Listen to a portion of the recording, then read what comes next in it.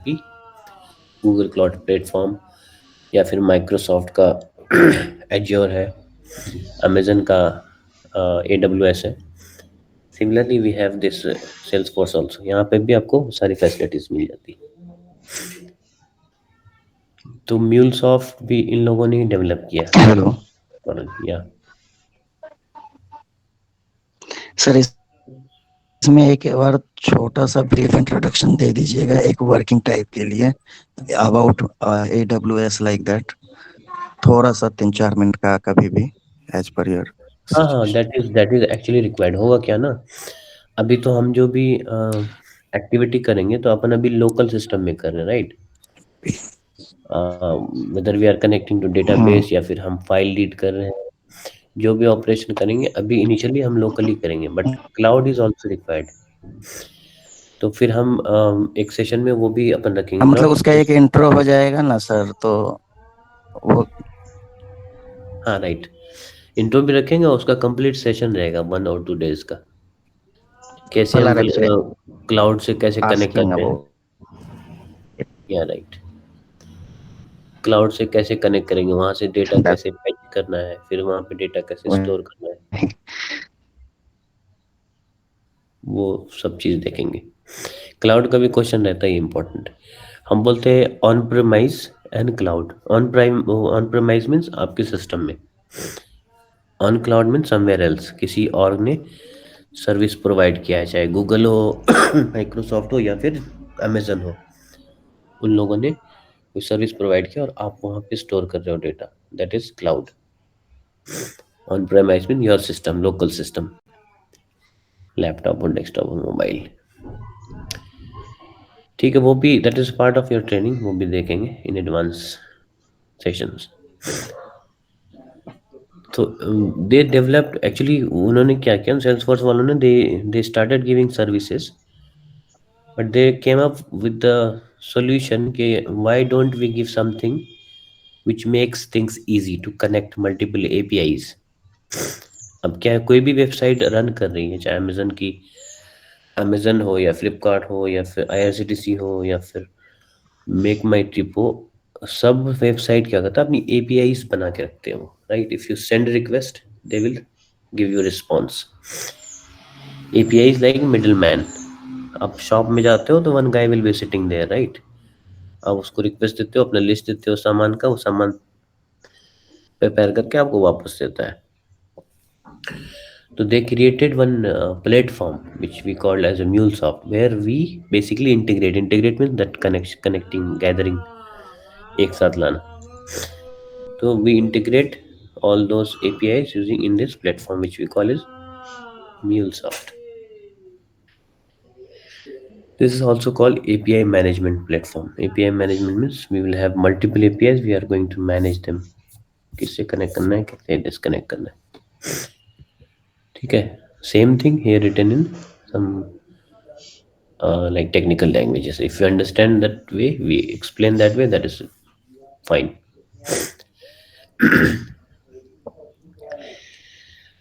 अब what does API management platform means, यहाँ पे हम डिज़ाइन, डेवलप, डिप्लॉय, उसकी सिक्योरिटी, उसकी reusability, everything will be taken care by API management. जो हम MuleSoft पे अभी काम करेंगे, वहाँ पे हम we will develop, we will deploy, we will manage, we will provide some security also, and we will make sure कि API that will be reused by others also. All those things are done by this MuleSoft। API का example ये क्या है ना, API बोले तो application programming interface. So it basically allows, you guys already have aware of, ये communication का exchange करता है, right, data between two system, client and server. जैसे आप फ्लिपकार्ट का एप्लीकेशन यूज़ कर रहे हो, ठीक है, तो आप क्या करते हो, यहाँ से कुछ रिक्वेस्ट भेजते हो कि I want to see shirt, I want to see pant, ठीक है, वो टाइप करते हो सर्च बॉक्स में समवेयर, और you just go to the filter and select. तो वो रिक्वेस्ट सर्वर पे जाता है, सर्वर पे उसने सारा डेटा स्टोर करके रखा हुआ है आपके रिलेटेड, रिक्वेस्ट के रिलेटेड। वो जाता है आपके रिक्वेस्ट को फाइंड आउट करता है, and then they give you response. As per your request. आपने शर्ट्स को देखना है तो सिर्फ दे विल गिव यू वो शर्ट की list. And how this happens through API. Another famous example is this one, restaurant का एग्जांपल, राइट। एपीआई का बैकएंड हो गया।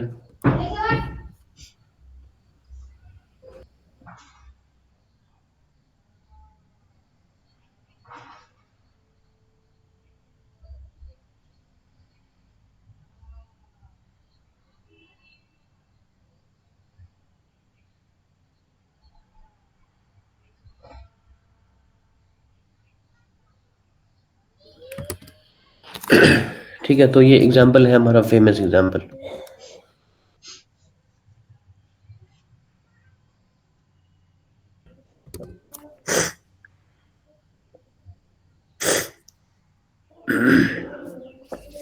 किसी भी एप्लीकेशन को आप चलाते हैं ना, उसका 3 लेयर होता है, फ्रंट एंड, बैक एंड, और एक होता है प्रोसेसिंग, बिजनेस लॉजिक जहाँ पे एग्जीक्यूट होता है। For example, if you are using Flipkart, let's take again same example। तो जो आप यूआई जहाँ पे आप देख पा रहे हो on your screen, that is called front end.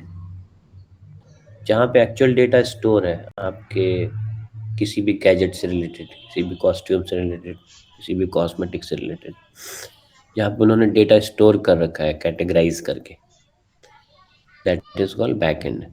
और होता है कि प्रोसेसिंग होती है, जो जहाँ पे आपने जो रिक्वेस्ट दिया है उसको प्रोसेस करते हैं, राइट, जहाँ पे बिजनेस लॉजिक एग्जीक्यूट करते हैं, that is where we use our APIs.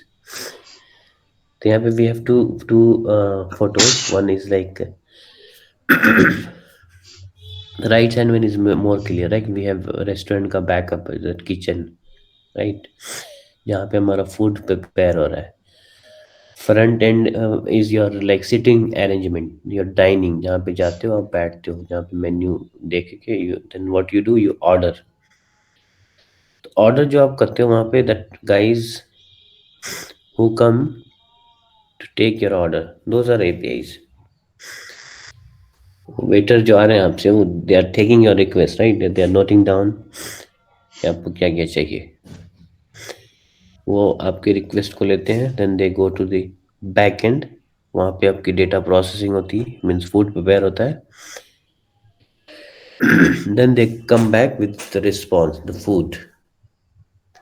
So this example makes quite clear what is a role of API. Right? We have front end, we have back end, and the APIs are exchanging data between front end and back end. I hope this is clear. So now we are doing just a revision of like everything we have done so far. आपकी classes I think initially छूट गई थी, right?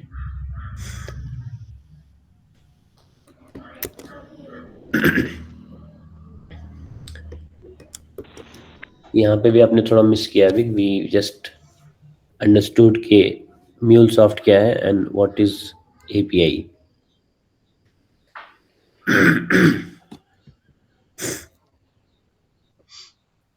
फिर आता है कि ठीक है भाई, एपीआई तो हम समझ गए, but what is web service. तो जिस एपीआई की हमने बात की, रिक्वेस्ट एंड रिस्पॉन्स की, if the same thing happens through over the network. अब जैसे रिक्वेस्ट, हमने रेस्टोरेंट का एग्जांपल लिया, दैट इज ऑन प्रेमाइज। आप क्या कर रहे हो, एक जगह पे जा रहे हो, you are placing request and you are getting response. But if same thing happens through network, अब फ्लिपकार्ट कहीं और पड़ा हुआ है, right, it is placed somewhere else, you are sitting right here and you are placing request through network। तो जो data का exchange जो होता है ना, if the communication happens through network, then we name it as a web services। if you understand API, then you will be understanding web services as well। Same है, अगर कोई एग्जांपल बोलेगा तो बोलना है कि if API is a special category, basically web service is a special category when communication happens through network। API भी हमारा फिर कैटेगराइज किया गया दो पार्ट में, one is soap, another one is rest API. तो जो हम लोग जो अभी डेवलप करेंगे mostly that will be rest API. Basic difference क्या है, जो डेटा का एक्सचेंज होता है हमारे पास, if you understand one difference that is very good to explain। आप कोई पूछता है कि what is difference between soap and rest API, तो हमारे यहाँ पे जो डेटा का एक्सचेंज होता है बिटवीन यू एंड सर्वर, जो डेटा आपका एपीआई यहाँ से रिक्वेस्ट लेके जा रहा है सर्वर को, फिर it is giving you response back. तो यहाँ पे फाइल टाइप डिफरेंट डिफरेंट है, एक होता है एक्सएमएल और दूसरा होता है जेसन। ठीक है, तो जो रेस्ट एपीआई है वहाँ पे फाइल का एक्सचेंज जेसन के थ्रू होता है, और सोप में same data goes through XML. तो फाइल फॉर्मेट भी यहाँ पे समझना जरूरी है, व्हाट इज हम how XML will look like, how this Jason will look like. ठीक है, ये एक बेसिक डिफरेंस आप जान रहे हैं, that is good to explain.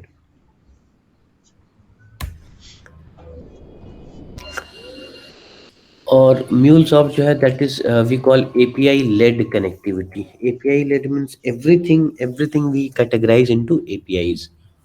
और एपीआई की तीन लेयर हम बनाते हैं, one system API, another one is process API, third one is experience API. अभी जैसे हमने बात किया कि कोई भी वेबसाइट का layer are three layers, one is backend, another one is processing, the middle one, third one is the backend जहाँ पे डेटा हमारा स्टोर होता है, right. Front end back end processing, three layer. तो एपीआई भी हमने उसी के अकॉर्डिंगली कैटेगराइज किया है। We have three layers of API, system API, process API and then experience API. तो तो MuleSoft यहाँ पे क्या है, this is based on API led connectivity. हमने कहा तीन एपीआई लेयर होता है, system API, process API, experience API. तो थोड़ा रिव्यू करते हैं उसका। जो आप यूआई देख रहे हो, आपके सामने जो यूआई रहता है ना, वहाँ पे जो आपका पहला API that will take your request, those are call system experience API. ठीक है, प्रोसेसिंग आपका डेटा होगा, suppose if you are logging into your Facebook account, you will give your user name and password, right. वो दो data जो आपका ले रहा है that we call as experience API. फिर वो डेटा लेने के बाद वो क्या करता है, आपके डेटा को वैलिडेट करता है, राइट राइट, प्रोसेस करता है कि आपने ईमेल आईडी जो दिया है वो करेक्ट है कि नहीं, पासवर्ड दिया है इज दैट करेक्ट और not in the correct format. In the sense email ID का एक पर्टिकुलर फॉर्मेट होता है, राइट, @ लगा होना चाहिए, .com होना चाहिए, ऐसा करके इट वैलिडेट्स। आपने फ़ोन नंबर दिया तो इफ़ इट इज़ न्यूमेरिकल, आपने नंबर दिया या उसमें अल्फ़ाबेट भी डाल दिया है, तो वो सारे एक जनरल एग्जांपल देके हम समझ रहे हैं, वो that happens through processing API. फिर third level layer of API आता है सिस्टम एपीआई, जो आपके बैकएंड पे मोस्टली काम कर रहा हो, जो आपके एक्चुअल डेटा के साथ प्ले कर रहा हो, राइट। हमने कहा कि हर किसी का अपना अपना सर्वर होता है, अपना डेटा जहाँ पे उसने रखा हुआ है, जहाँ पे सेंसिटिव डेटा आपका इन्फॉर्म स्टोर किया हुआ, आपका यूजर नेम पासवर्ड जो आपने फर्स्ट टाइम डेटा क्रिएट किया होगा, अकाउंट क्रिएट किया होगा, तो उसने कहीं पे स्टोर किया होगा उसे, राइट। तो वो क्या होता है, वैसे एपीआईज को वो डायरेक्ट एक्सपोज नहीं करते, you can't just request go and request वो सिस्टम एपीआई को। सिस्टम एपीआई को सिर्फ और सिर्फ प्रोसेसिंग एपीआई ही कनेक्ट कर सकता है। तो जो हमने लेयर बताया ना, जो फर्स्ट वन एक्सपीरियंस एपीआई को ओपन कर देते हैं पब्लिक के लिए, anyone can come and place a request. जैसे फेसबुक का फर्स्ट पेज है, login page, that is your experience API. और कोई भी आता है और अपना यूजर नेम पासवर्ड डाल सकता है, राइट। एक्सपीरियंस एपीआई क्या करता है, वो डेटा को पास कर देता है प्रोसेसिंग एपीआई को। प्रोसेसिंग एपीआई अपना प्रोसेसिंग करने के बाद अगर उसे लगता है कि data is good, then this sends it out to system API. फिर सिस्टम एपीआई क्या करता है, आपकी ईमेल आईडी और पासवर्ड को देखता है कि ये जो डेटा यूजर ने भेजा है वो ऑलरेडी डेटाबेस में स्टोर है या नहीं, मतलब अकाउंट ऑलरेडी क्रिएटेड है या नहीं। अगर है तो वो सक्सेस मैसेज करके आपका वेब जो होम पेज है वो लौटा देता है, otherwise it returns back with the error user name और पासवर्ड डज नॉट एग्जिस्ट। तो ये 3 layer of API is very important to understand. API का पहला क्या है, experience API, then processing API, then system API. और जो सिस्टम एपीआई होता है उसे एक्सपोज नहीं करते हम पब्लिक को, उसे सिर्फ और सिर्फ प्रोसेसिंग एपीआई ही एक्सेस कर सकता है।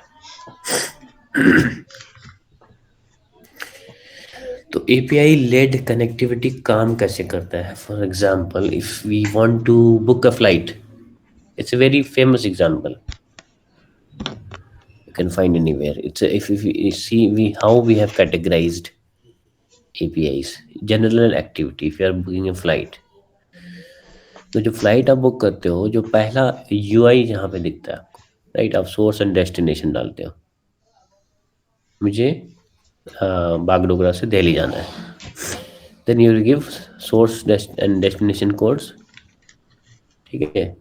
वो आपको पहला यूआई में दिखेगा, कस्टमर को क्या क्या ऑफर है वो दिखेगा। इटनरी स्टेटस मीन्स फ्लाइट की स्टेटस अगर देखनी है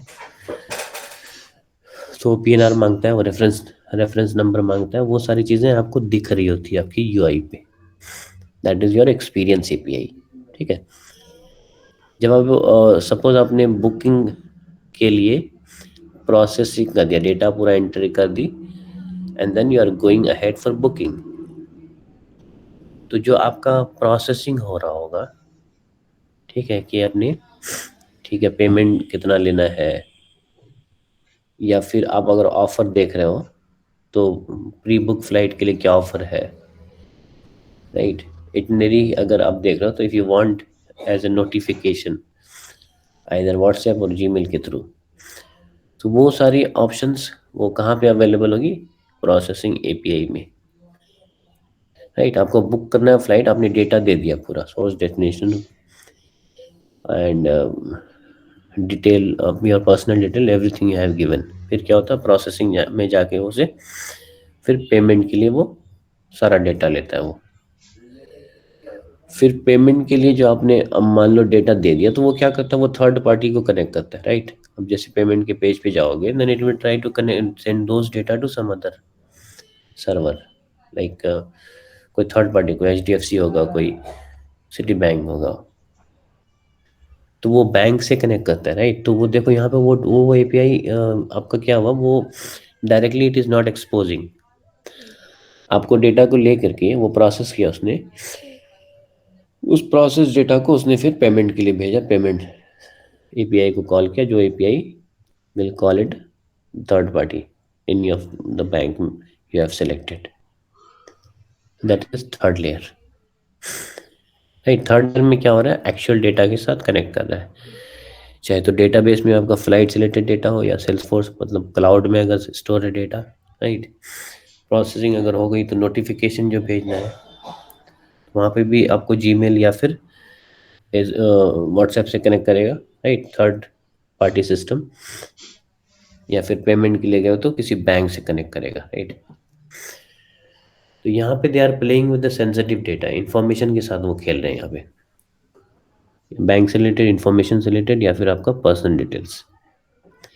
those APIs, I mean those things happen through system API. वो सिस्टम एपीआई आपको एक्सपोज नहीं किया उसने, वो सिस्टम एपीआई इसको किसने कॉल किया, प्रोसेसिंग एपीआई किया ने कॉल किया। तो हम फ्लो यही रहेगा, अपन हमें एक्सेस मिलेगा एक्सपीरियंस एपीआई को, experience API will call process API, and then process API will call system API. This is how it works, API led connectivity. कोई क्वेश्चन है? Anyone has question? No, sir. Okay, cool. फिर आता है file type. File type यहाँ पे important है हमारा XML, Yamala and Jason. ये तीनों के बारे बारे में पढ़ ही लेना, मैं थोड़ा ओवरव्यू दे दूंगा अभी, but it's very important if you guys understand, क्योंकि डेटा का एक्सचेंज हम these are most frequently use, जब हम हैंड्स ऑन करते हैं तो वहाँ पे बहुत ज़्यादा यूज होता है ये। तो सिंटेक्स समझना बहुत ज़रूरी है। कौन कौन सर जी? ये जेसन, यामल और RAML. XML, JSON and YAML. अच्छा अच्छा। रैमल तो, रैमल और यामल दोनों it's quite similar, if you understand one of them this is good. एक एग्जांपल हम लेंगे and will understand all this three.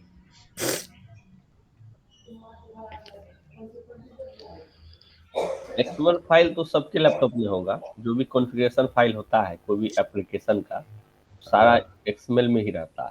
आप देख भी सकते हैं अपने लैपटॉप पे जाके। Right right. तो टेक्स्ट फाइल क्या होता है? दैट इज अनस्ट्रक्चर्ड डेटा, मतलब आपने कोई डेटा को रखा है, कुछ अपना इंफॉर्मेशन लिखा है, राइट? लाइक अपने नेम लिखा है, नेम अपने लिखा है राजू, राइट? एज लिखा है 24 ईयर्स, उसकी सैलरी सपोज आपने लिखी है 60,000, और उनका एड्रेस लिखा है, सबसे एड्रेस लिखा है H21 पूर्णिया।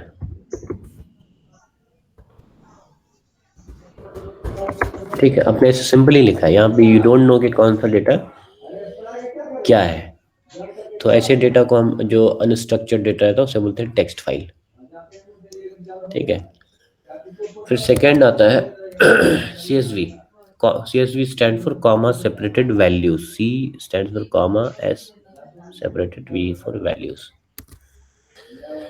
तो इसी डेटा को अगर अपन थोड़ा सा फॉर्मेट अगर कर देंगे कि नहीं, पहला जो हमारा नाम है, फिर कॉमा देंगे, दूसरा में क्या है, एज है, तीसरा क्या है, सैलरी है, चौथा क्या है, उसका एड्रेस है, एड्रेस। एड्रेस में हम उसे मान लो ऐसे रखेंगे, इसका होम हाउस नंबर हो गया, डिस्ट्रिक्ट हो गया, और फिर क्या हो गया, स्टेट। तो ये सारा डेटा को अगर हम पहले एक हेडर डालेंगे, हेडर बताएगा कि कौन सा डेटा क्या है, और फिर एक्चुअल डेटा रहेगा उसके नीचे, सेम कॉमा सेपरेटेड। तो ये हो गया आपका CSV, कॉमा सेपरेटेड वैल्यूज। इसी डेटा को अगर हम नेक्स्ट है XML में अगर रखेंगे, तो XML में क्या होता है, टैग्स होता है। टैग्स वो ऐसा दिखेगा, angle bracket, with an angle bracket you will have tags. तो जो नेम हमने यहाँ पे रखा ना, हेडर, ठीक है, अब सपोज यहाँ पे एक है ना, ये मल्टीपल डेटा रहेगा, एक फाइल रहेगा उसमें ढेर सारा डेटा रहेगा,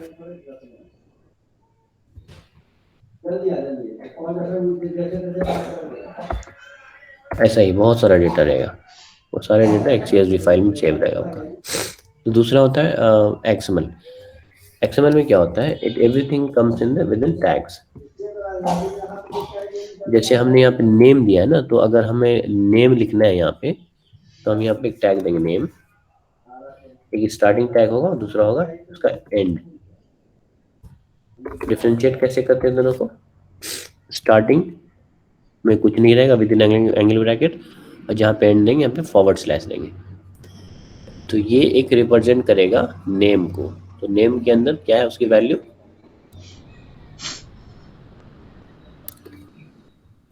ऐसा रखेगा वो डेटा को विद इन टैग। अब एज अगर स्टोर करना है तो फिर से एक और टैग डालना पड़ेगा, एज बोल के पहले टैग डालेंगे, फिर उसकी वैल्यू डालेंगे 24 ईयर्स, और फिर end of the tag, and कैसे देंगे, /टैग नेम। तो ऐसे डेटा को जो भी टैग्स में स्टोर किया हुआ हो, वी कॉल इट एक्सएमएल। फिर थर्ड आता है हमारा जेसन है, जेसन।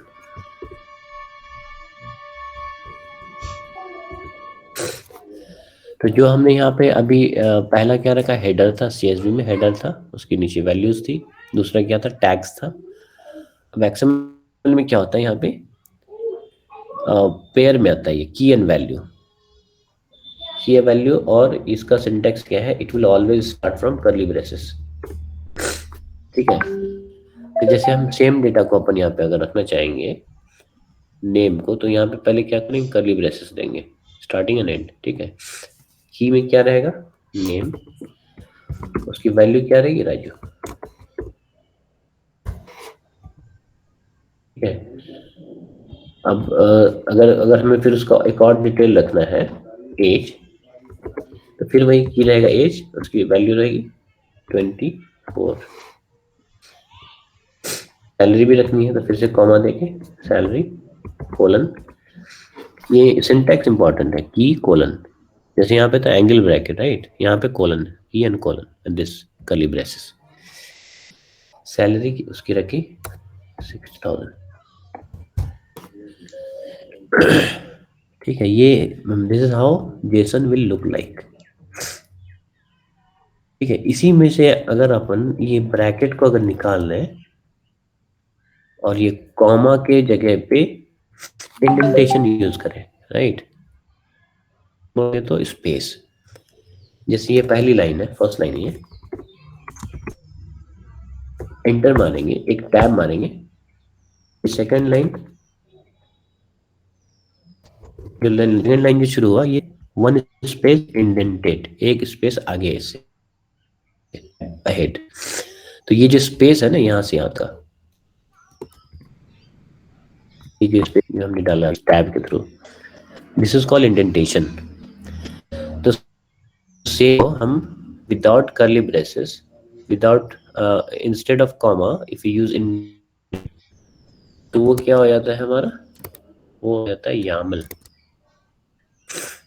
ठीक है, सेम डेटा को हम रखते हैं, देखो सेम 4 डिटेल हम रखा था, तो रहेगा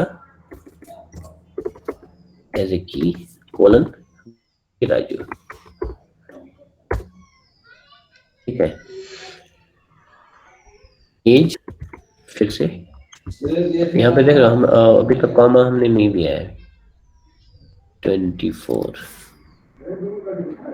सैलरी 60,000।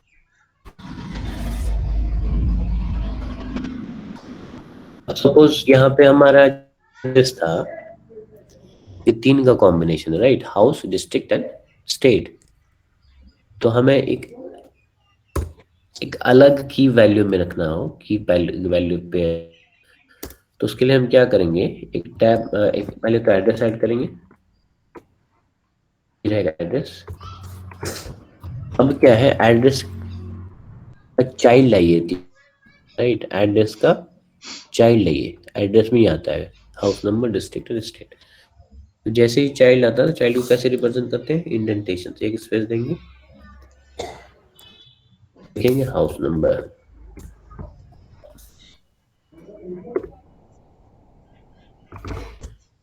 दूसरा क्या रहेगा, डिस्ट्रिक्ट, तीसरा क्या था, स्टेट।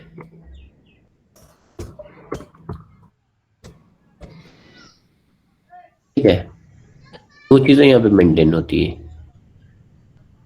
अगर एक ही वैल्यू है उस की का, तो सिंपल यहाँ पे डाल देते हैं, सैलरी का एक ही था, किसी की सैलरी अलग अलग नहीं होगी, एक ही सैलरी होगी, राइट।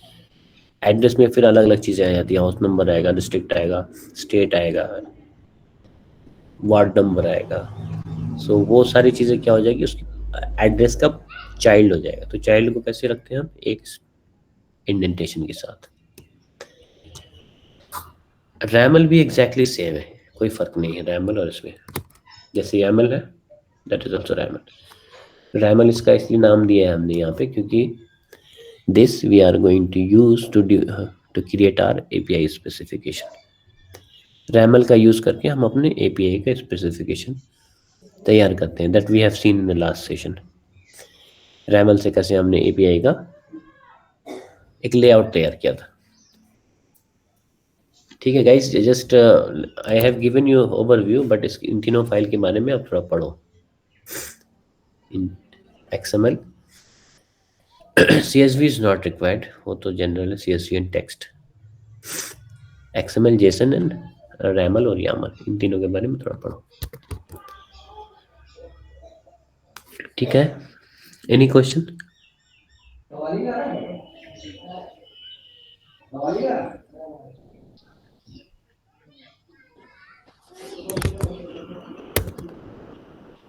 सब लोग खामोश क्यों हैं? कुछ बोलिए. Any question? और लुक्स गुड. क्लियर है सर.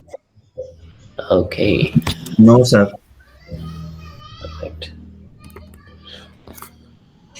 तो नो का मतलब या तो आप दो बातें आता है, या तो नहीं समझ रहे या तो क्वेश्चन नहीं. नहीं, मतलब समझ रहे हैं, मतलब कोई डाउट नहीं है. हाँ ठीक, क्लियर है. किसी को कोई दिक्कत है तो पूछिए, फिर बाद में क्या रिवीजन क्लास फिर बार बार नहीं ना होगा.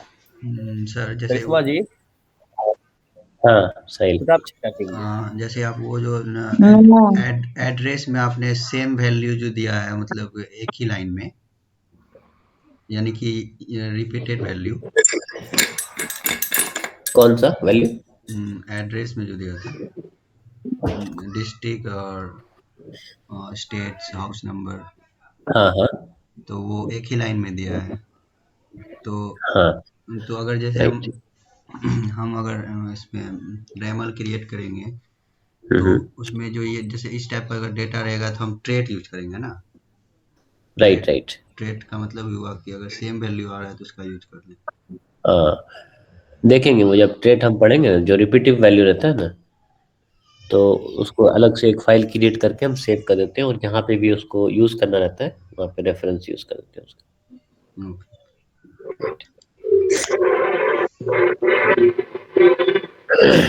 तो yes, where were we? File types. फिर आता है हमारा कि कोई भी API, I mean request response काम कैसे करता है. ठीक है, तो ये कुछ कीवर्ड्स हैं जो इम्पोर्टेंट है समझना, कि हम जो एपीआईज लिखेंगे उसमें होस्ट क्या होता है, पोर्ट क्या होता है, प्रोटोकॉल्स क्या है, डेटाबेस क्या है, रिक्वेस्ट क्या है, रिस्पॉन्स क्या है, मेथड्स क्या है. ये इंपॉर्टेंट होता है समझने के लिए. तो किसी एपीआई का जनरल स्ट्रक्चर ऐसा दिखता है. आप फेसबुक पे लॉगिन करते हो, जीमेल पे लॉगिन करते हो, राइट. पहला क्या दिखता है? HTTP. तो HTTP क्या है ना, वो हाइपर टेक्स्ट प्रोटोकॉल है वो.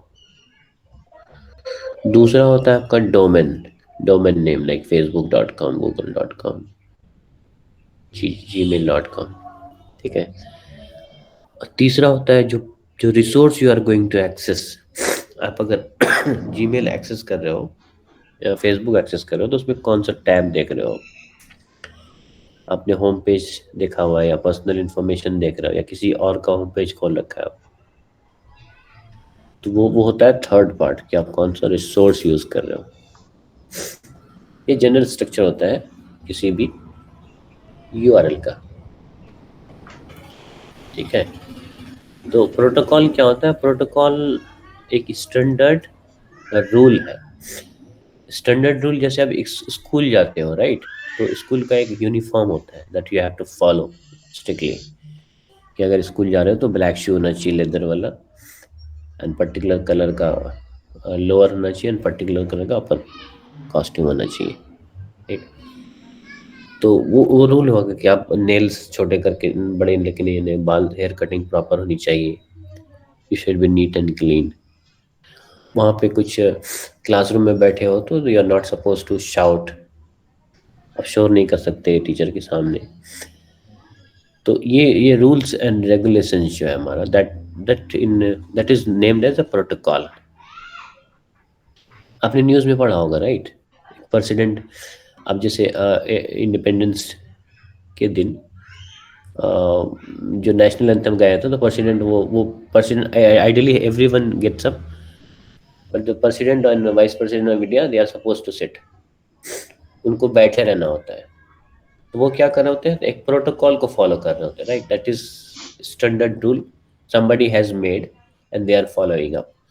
तो जब हम ऐसे ही जब हम एपीआईज को कनेक्ट कर रहे होते हैं, किसी भी वेबसाइट को एक्सेस कर रहे होते हैं, तो हमें एक रूल को फॉलो करना है, that rule is HTTP.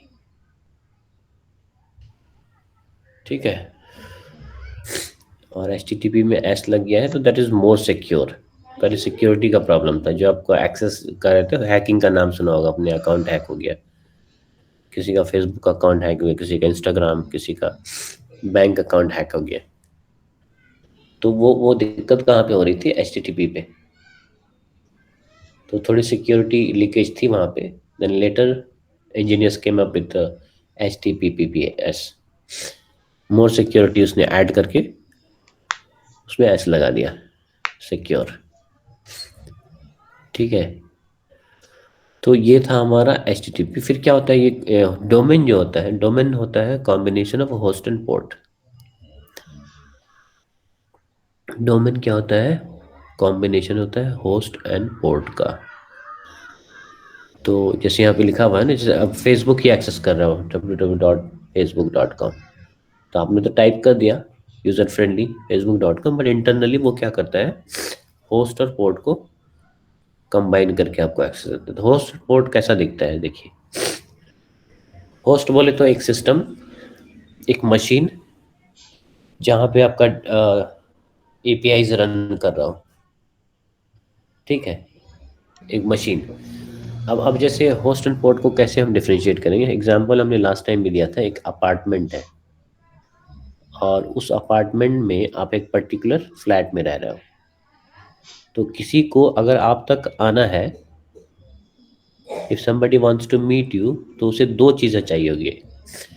First is address of your apartment and second is address of your number of your flat. ये शबाब ज्वाइन नहीं किया है क्या, ideally he will not miss class. ढेर सारा बच्चा ज्वाइन देख नहीं किया है, जो मतलब रेगुलर करता है। पहले उनको करना, उनको रिवीजन करना था, इट्स इम्पोर्टेंट। ठीक है, अगर ऑलरेडी पता होगा तो इट्स गुड। ठीक है, तो साहिल होस्ट मिस नहीं करता, देखते हैं आज वो भी नहीं, राजेश भी नहीं, राजेश है आज। इंग्लिश है, साहिल शाहिद नहीं। ठीक है, तो होस्ट और पोर्ट का वही कॉन्सेप्ट है कि आपको अगर किसी अपार्टमेंट में, आप फ्लैट नंबर 101 में आप रह रहे हो, एंड समबडी डिलीवरी गाय को अगर आप तक आना है कुछ डिलीवर करने के लिए, तो पहला तो उसको आपको पता होना चाहिए अपार्टमेंट कौन से एरिया में है, एड्रेस क्या है उसका। पहले वो आइडेंटिफाई करेगा अपार्टमेंट को, फिर अपार्टमेंट में एंट्री करके वो आइडेंटिफाई करेगा फ्लैट आपका क्या है, then will go and then knock, और आपकी डिलीवरी को हैंड ओवर कर देता है। सेम चीज़ है यहाँ पे भी, कंप्यूटर साइंस में भी। होस्ट क्या होता है, एक मशीन है, आपका अपार्टमेंट है जहाँ आपका एप्लीकेशन रन कर रहा हो, उस अपार्टमेंट में भी कहाँ पे रन कर रहा हो, कौन से पार्ट में रन कर रहा हो, that is called port, right. तो पहले होस्ट एक्सेस करते हैं, फिर पोर्ट एक्सेस करते हैं। तो ये आपकी जो facebook.com है, that is combination of same thing, host and port. I hope this is clear, host and port का, क्योंकि जो हम एपीआई क्रिएट करते हैं वहाँ पे भी हम मेंशन करते हैं होस्ट एंड पोर्ट। तो लोकल होस्ट यहाँ पे क्या होता है, लोकल होस्ट बोले तो आपका जो मशीन है that is called local host. तो हम लोग जो एपीआई जो रन क्रिएट करते हैं अपने लर्निंग के लिए, हम कहीं और कनेक्ट नहीं करते हैं अभी फिलहाल, हम क्या करते हैं अपने मशीन में ही रन करते हैं। तो जब हमने म्यूलसॉफ्ट जो डेवलप किया था, जो हमने रिक्वेस्ट यहाँ पे डाला था इफ यू गाइस रिमेंबर, हमने यहाँ पे मेंशन किया था host, protocol host and port, right. तो यहाँ पे रहता है, चाहे तो आप ये 000.0.00 दे दो, या फिर you select this local host. Local host means your machine, and उस मशीन में कौन से पोर्ट में रन करना है, कौन सा प्रोटोकॉल यूज करना है, HTTP और HTTPS। तो this is where it is important to understand host क्या होता है, port क्या होता है, and protocol होता है, because we will be using that is mostly used. I hope this concept is clear, host and port का. Or if anyone has any question, just stop me and ask question. Clear sir, clear. Alright.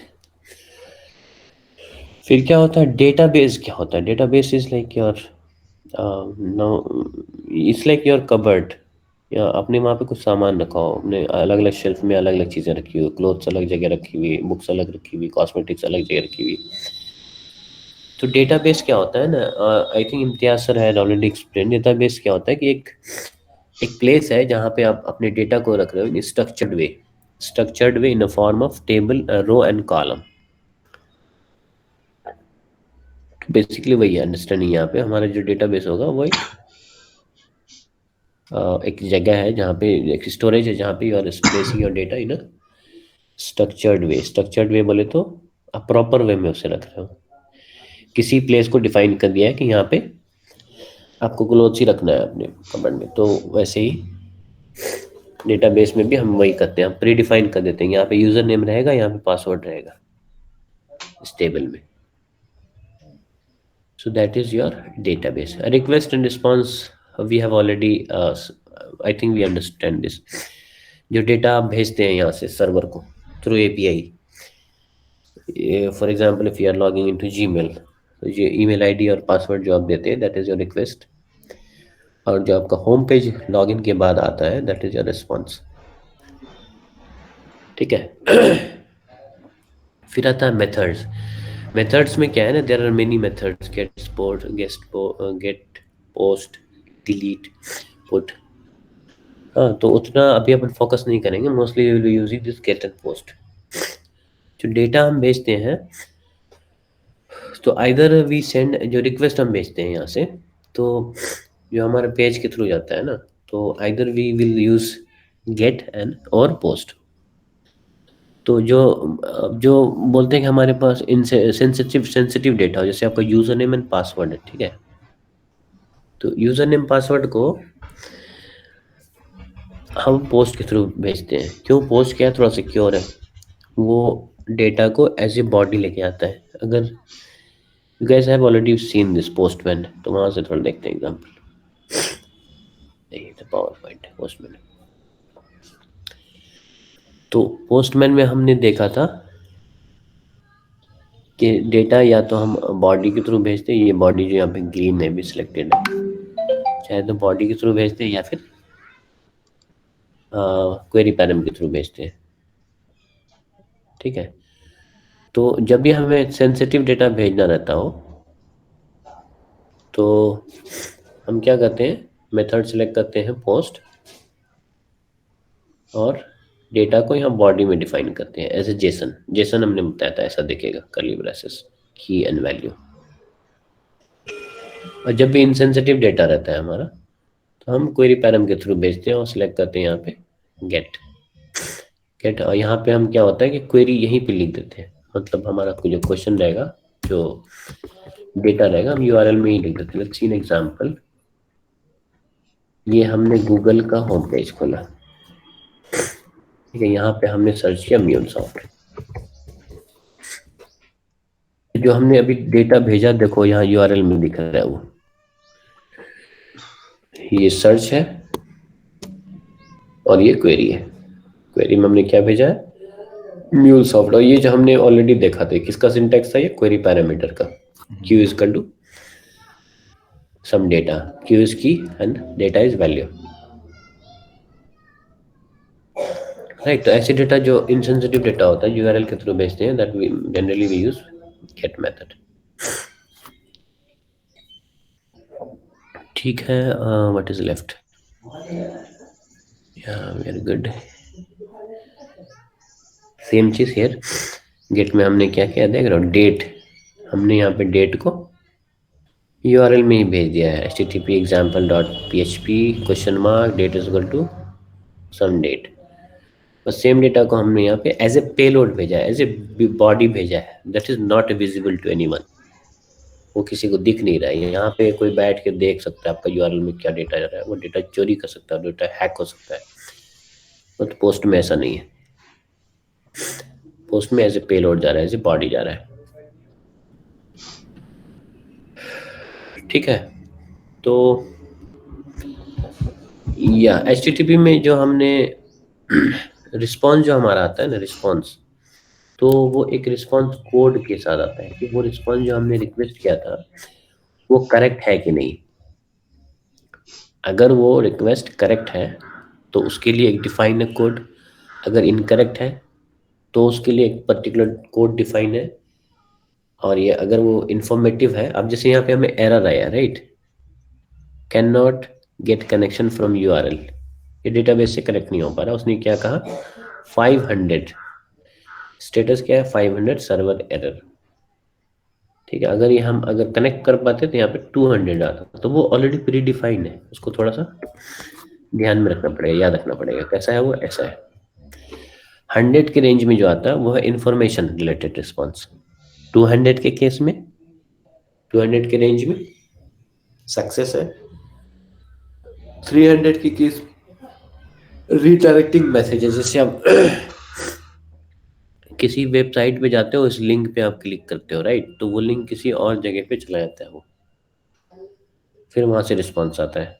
तो वैसे case को बोलते हैं हम redirected message. वो 300 के range में आता है। 400 में आता है क्लाइंट एरर, कि एरर आपकी तरफ है। 500 के केस में आता है सर्वर एरर। जैसे हमारा यहाँ पे अभी अपन एक एग्जांपल देखें ना, ये था 500 एरर कि सर्वर जो है डेटाबेस से कनेक्ट करने में, डेटाबेस से कनेक्ट नहीं कर पाया। We call it as server 500 के रेंज में है, राइट, इसने रिस्पॉन्स कोड दिया 500।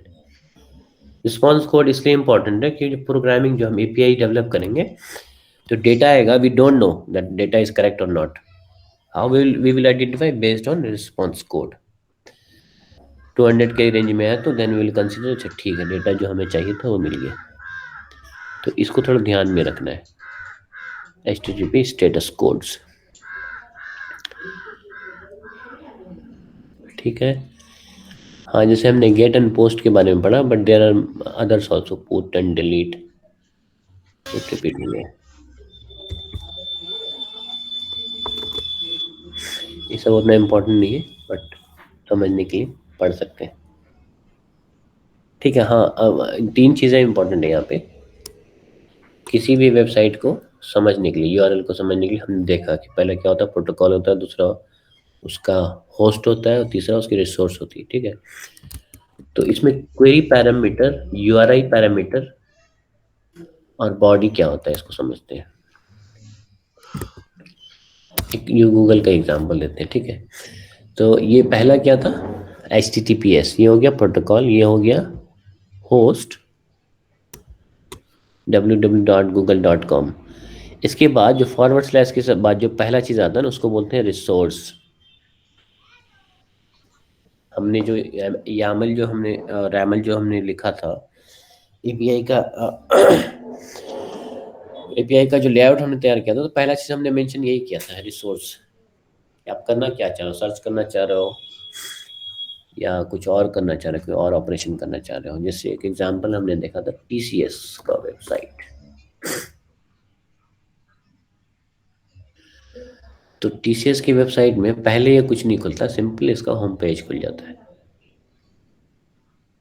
खुल जा भाई, ठीक है। यहाँ पे देखो यूआरएल में कुछ नहीं है, राइट, सिंपली उसका होस्ट है, प्रोटोकॉल एंड होस्ट। अब अगर हम कोई एक पर्टिकुलर सेक्शन को अगर एक्सेस करना चाहें, एजुकेशन को, एजुकेशन यहाँ पे क्या हो गया, एक रिसोर्स हो गया API, in terms of API. अभी देखो यूआरएल चेंज हो जाएगा, है ना। तो ये कहाँ पे आ गया, आप फॉरवर्ड स्लैश एजुकेशन, तो ऐसे ही याद रखना है। पहला खुला वो एजुकेशन था, इसके बाद अगर फर्दर कोई रिसोर्स होगा एजुकेशन में, मान लो यहाँ पे एक और हमारा होता है बीटेक, BCA, पहला क्या हो जाएगा, रिसोर्स होगा, उसके बाद जो होगा सेकंड रिसोर्स जो होगा, we don't call it as resource, हम उसे क्या बोलते हैं, उसे बोलते हैं यूआरआई। URI पैरामीटर, ठीक है। रिसोर्स हो गया, URI पैरामीटर हो गया। क्वेरी पैरामीटर क्या होता है? क्वेरी पैरामीटर में जैसे हमने म्यूलसॉफ्ट यहाँ पे सर्च किया गूगल में, तो गूगल का URL देखो आप, पहला क्या है? सर्च है, सर्च इज रिसोर्स, उसके बाद क्वेश्चन मार्क, फिर Q is equal to MuleSoft. जो ये सिंटैक्स है, question mark Q is equal to value, तो पहला क्वेश्चन मार्क फिक्स रहेगा। Q आप जो डिफाइन करेंगे अपने API में, वो यहाँ पे Q की जगह पे आएगा, इक्वल टू फिक्स रहेगा, और वैल्यू जो आप URL में जो आपको सर्च करना है, म्यूलसॉफ्ट यहाँ पे दिया, किसी ने API दे दिया, किसी ने कुछ दे दिया, राइट। अगर हम यहाँ पे API देंगे भी, देखो चेंज हो जाएगा। सिंटैक्स वही है, Q question mark Q equal to API। तो ये सिंटैक्स जो है, ये वैल्यूज जो हमने यहाँ से भेजा है, that is called as a query parameter. जो हमने रायमल जो डिजाइन किया था, वहाँ पर हमने ये सारी चीजें डिफाइन की थी। रिसोर्स क्या है, क्वेरी पैरामीटर क्या है। I hope this is clear. Body क्या होता है? जो हमारे पास अब दो, फेसबुक पे जैसे लॉगिन करते हैं, यहाँ पे हमने क्या किया? सर्च किया, छोटा डेटा था, API था, हमने सर्च किया, इसने URL को गेट मेथड का यूज़ किया और URL में इसने पास कर दिया। ये सेंसिटिव डेटा नहीं था। अगर कोई हमारा URL को हैक करता है और वो देख लेता है कि भैया तुम URL पे API सर्च करे, तो उसे क्या ही कर लेगा, वो कुछ नहीं कर पाएगा, राइट। बट सेम चीज़ अगर फेसबुक के साथ हम करेंगे, अब सपोज हमने सोचा यहाँ पे URL में ही अपना हमने यूजर नेम पास कर दिया, राइट, ऐसे करके पास कर दिया यूजर नेम और पासवर्ड पास कर दिया हमने ऐसे। तो this is very, it's quite dangerous, right. Anyone will access your, कोई भी आपके URL को हैक कर लेगा और वो पता कर लेगा यूजर नेम पासवर्ड क्या हो गया। तो ऐसे सेंसिटिव डेटा को हम URL के थ्रू नहीं सेंड कर सकते। उसको कैसे सेंड करते हैं? उसको बोलते हैं बॉडी। तो यहाँ पे जो आप डेटा डालोगे, कुछ भी डालोगे, XYZ कुछ भी डालोगे, तो यहाँ पे आपका URL में कुछ भी लिख के नहीं आता है। ये वैल्यूज यहाँ URL में लिख के नहीं आएगा। तो वो वैल्यूज कैसे जा रहा है सर्वर के पास? That is going through body. वो ऐसे भेज रहे होंगे अपन, यहाँ पे ऐसा JSON के फॉर्म में या फिर XML के फॉर्म में हमने सेंड किया होगा यहाँ से। ये यूजर नेम होगा और फिर कुछ पासवर्ड होगा ऐसे,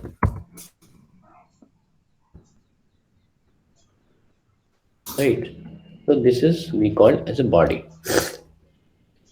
रिसोर्स समझ गए, URI पैरामीटर समझ गए, क्वेरी पैरामीटर समझ गए, बॉडी समझ गए, बस यही सारी चीज़ें हमारे यूजफुल है। और ये क्वेश्चन पूछता है इंटरव्यूज में, very very important things. Interview में पूछेगा क्वेरी पैरामीटर और URI पैरामीटर में क्या डिफरेंस है, in what case we need to use query parameter, in what case we need to use body. तो you should have very clear understanding कि query parameter में कैसे डेटा भेज सकते हैं और बॉडी में कैसा डेटा भेजना है। तो if you give this example, this will cover most of the concept behind this. ठीक है, I think we have covered almost। तो ठीक है, उसके बाद आता है कि भैया चलो अब समझ तो गए क्या होता है everything, MuleSoft API, query parameter, HTTP, host, port, everything is clear. अब काम की बात करते हैं। चलो अपन डिजाइन कर लिखते हैं, API डेवलप करते हैं। तो API डेवलप करने के लिए अब जैसे किसी बिल्डिंग को बनाते हो, right, if building is very huge, तो अब डायरेक्ट जाके वहाँ पे बनाना शुरू नहीं कर सकते हो, राइट। या तो किसी सिविल इंजीनियर या आर्किटेक्ट से कंसल्ट करके उसका पहले डिज़ाइन प्रिपेयर करते हैं, राइट, बिल्डिंग का, कि हाँ भैया हमारा बिल्डिंग ऐसा दिखेगा, यहाँ पे मेन एंट्रेंस होगा, बेडरूम ऐसा रहेगा, किचन रूम ऐसा रहेगा, बाथरूम की प्लेसमेंट ऐसी रहेगी, right. Everything we define, predefined, कि हमारा बिल्डिंग जब बनने जा रहा है वो this is how it will look like. तो ये क्या होता है, हमने लेआउट तैयार किया, राइट। तो obviously same thing happens in the software industry also. If you are going to write, if you're going to create an API, you have to define everything, you have to predefine layout. तो वो layout बनाने के लिए हम use करते हैं RAML का, ठीक है। और रिक्वायरमेंट जो हमारे पास आएगा उसमें ये सारे स्टेप्स फॉलो करने होते हैं, दिस प्रीडिफाइंड। एक रिक्वायरमेंट डॉक्यूमेंट आएगा, जैसे हमने शेयर किया था last time, if you remember, last Saturday और Sunday we did one activity wherein I shared a document containing your requirement. एक ये API डिजाइन करना था, राइट। तो पहला स्टेप वही होता है, पहले रिक्वायरमेंट को समझना होता है कि क्लाइंट को क्या चाहिए। उसमें हर चीज मेंशन रहता है, everything, nothing to worry. URI parameter क्या होगा, URL क्वेरी पैरामीटर क्या होगा, बॉडी में क्या सेंड करना है, रिस्पॉन्स क्या आएगा, सब वो डिफाइन कर देते हैं। तो उस चीज को पहले समझना होता है, ठीक है। उसको समझने के बाद फिर आप उसका लेआउट तैयार करते हो। लेआउट तैयार करने के लिए वी यूज दिस RAML। एक बार लेआउट तैयार हो गया, उस RAML से फिर हम क्या करते हैं, एनीपॉइंट स्टूडियो में इंपोर्ट करके उससे अपना लेयर तैयार कर लेते हैं। Means we prepare our API, develop our API। फिर उसके बाद टेस्टिंग करते हैं, जो हमारा पर्पस था API डेवलप करने का, वो काम कर रहा है कि नहीं। मैनुअल टेस्टिंग करते हैं पहले, यूजर नेम पासवर्ड दिया, वो प्रॉपर फिल्टर हो रहा है, प्रॉपरली डेटाबेस से कनेक्ट हो रहा है, प्रॉपरली फाइल में राइट हो रहा है, रीड हो रहा है, एटसेट्रा। इफ एवरीथिंग वर्क्स, फिर हम क्या करते हैं उस टेस्ट को ऑटोमेट कर देते हैं। If scenarios are like many scenarios we have, तो we can't test everything manually. फिर हर बार डेटा फीड करना एंड वेट फॉर रिस्पॉन्स, तो हम उसको क्या करते हैं, मॉक कर देते हैं, ऑटोमेट कर देते हैं। तो MuleSoft ने हमारे पास एक कंपोनेंट है MUnit। Using MUnit we can record our testing. उसके बाद MuleSoft खुद भी टेस्टिंग कर लेता है। जैसे आप चेंजेस कुछ करते हो, MUnit को इन्वोक करो, it will perform all the testings which you have defined, we have recorded. फिर आपका सब चीज फाइनल हो जाता है, तो आप कोड चेक इन कर देते हो रिमोट रेपोजिटरी में। कोड चेक इन वाला पार्ट हम देखेंगे किसी क्लास में, ठीक है। बस इतना ही था। We have covered this much only so far. And the softwares that we use mostly, पहला तो हमारा इसको बोलते हैं IDE, ठीक है, इंटीग्रेटेड डेवलपमेंट इन्वायरमेंट। तो एक IDE हम यूज करते हैं, अगर किसी ने ऑलरेडी यूज किया हुआ होगा, कंप्यूटर बैकग्राउंड वाले किसी ने ऑलरेडी अगर यूज किया हुआ होगा Eclipse, तो this is similar to Eclipse। तो एक ये एप्लीकेशन है, इसे यूज करते हैं IDE, एनीपॉइंट स्टूडियो को।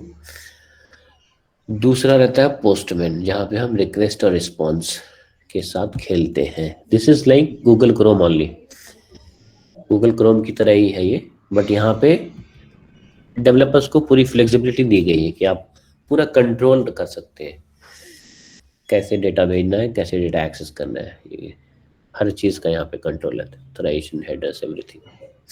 वो देखेंगे हम एक एक करके जब थोड़ा एडवांस क्लासेस में जाएंगे। तो बेसिक थिंग्स हमने ऑलरेडी देखा है अभी, ठीक है। तो दूसरा पोस्टमैन होता है। तीसरा जो हमने RAML की बात की, RAML हम कहाँ पे डिज़ाइन करते हैं, तो एनीपॉइंट की अपनी अपनी डिज़ाइन सेंटर है। कुछ नहीं, यहाँ पे एनीपॉइंट MuleSoft.com पे जाइए। Why it is taking so much time?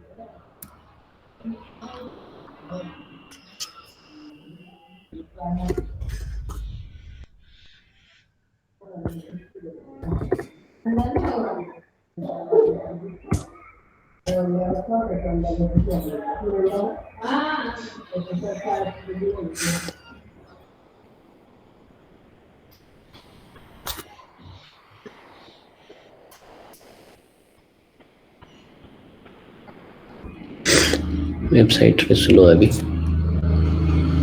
तो यहाँ पे सिंपली लॉगिन करना होता है, और लॉगिन जैसे ही आप करेंगे you will see one tab design. उस डिज़ाइन पे जाइए, create a new specification and start writing your first RAML. फिर रैमल क्रिएट हो जाने के बाद फिर हम आते हैं, we come back to Anypoint Studio, we create a project. फिर उस प्रोजेक्ट को सेलेक्ट करके we just import our changes from raml. This is how it will look like.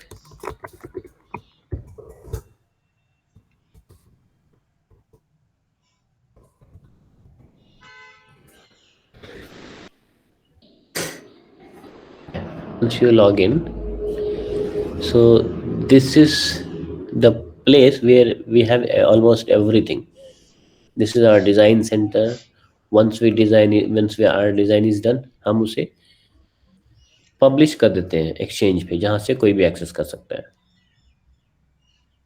ठीक है, और फिर जब डिप्लॉयमेंट, ये तो हमारा ऑर्गेनिक स्टूडियो, यहाँ से डाउनलोड कर सकते हैं। फिर उसके बाद there are many few more things that we will see later, को उसको एक्सेस मैनेजमेंट, किसी एपीआई को डेवलप किया था उसमें उसको कौन कौन एक्सेस कर सकता है, उसको मैनेज करने से रिलेटेड लाइक पॉलिसी है ना, ट्रैफिक अलर्ट्स, वो सारी चीज़ें हैं, रन टाइम रिलेटेड थिंग्स, उसके लॉग को मॉनिटर करना है, वो सारी चीज़ें।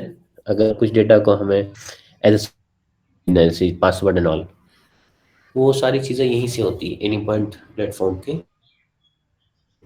डिज़ाइन सेंटर से। ठीक है, यहाँ पे if you go design center, they will ask you to create your specification using रैमल।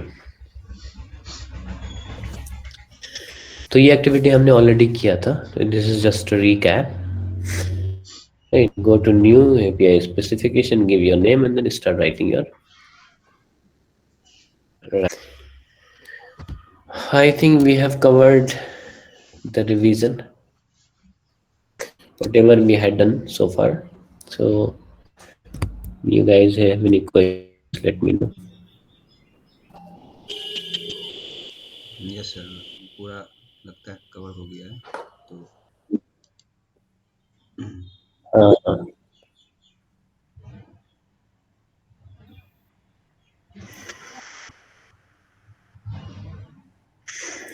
किसी को क्वेश्चन है? इन generally you can ask any question, not MuleSoft or anything. कहीं पे कोई डिफिकल्टीज दिख रही है, कुछ समझ में नहीं, आस्क। इतना तो समझ रहे हैं।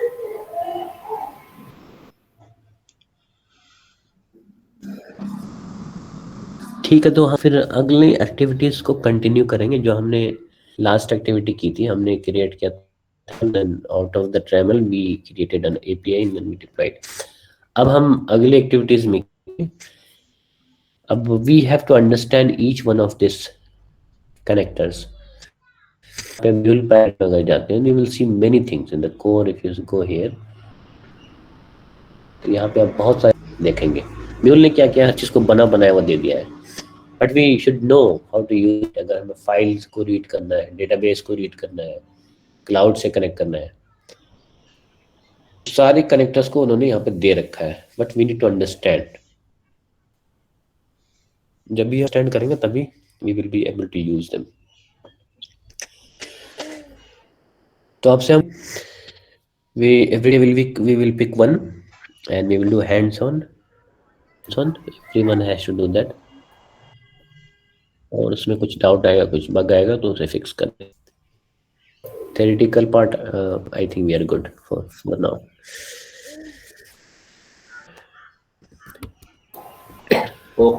I think सबका सेटअप वर्किंग सेटअप।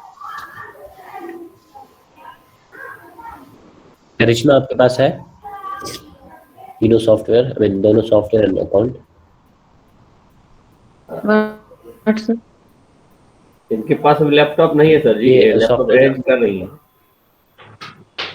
ओके, ठीक है, अमित जी से कंसल्ट कर लीजिएगा once you have your laptop ready. Okay. बाकी आई थिंक सबके पास है, प्रदीप के पास भी है, राजेश, साहिल, ठीक है, सबके पास है आई थिंक। ठीक है, तो थोड़ा सेटअप को रेडी रखिए, जो हमने ऑलरेडी किया हुआ है तो उस पर थोड़ा प्रैक्टिस कीजिए। And now we will explore more things. अगर बेसिक चीजें आपकी क्लियर है तो मजा आएगा फिर आगे काम करने में. ठीक है. If no question we are good for today. Let's connect tomorrow. Okay okay okay, bye. Thank you, sir. Okay, sir.